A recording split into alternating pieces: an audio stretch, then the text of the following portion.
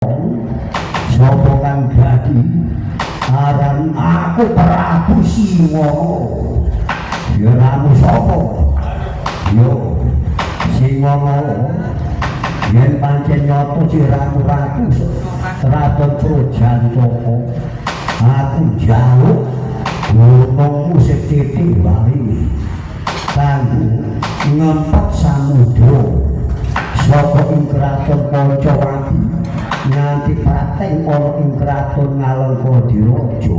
Ora oleh iki moyangku sing darbe jenengmu sapa? Yen pancen nyata siramu goro-goro karo aku, ya aku putra-putrane Kanjeng Rama Subalimanto, ya aku Raden Anggota kang dadi asmaku. Waduh keliru wangi iki. Apa temen siramu Anggota? Ya yen pancen nyata aku Anggota sediamu apa?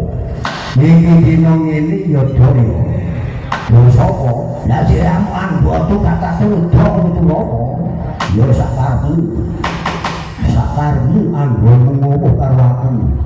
Yen pancen nyata siramu sakemene ngono ya iku bongkar gunung iki sediamu apa? Aku diutus kan Gusti Rama Wijaya yaiku gawe tambah digawe dalane Gusti Rama Wijaya ana ing kraton Pancawati nganti tumengko ana ing kraton Ngalengkadiraja. Ngene yo percaya yo monggo gak percaya.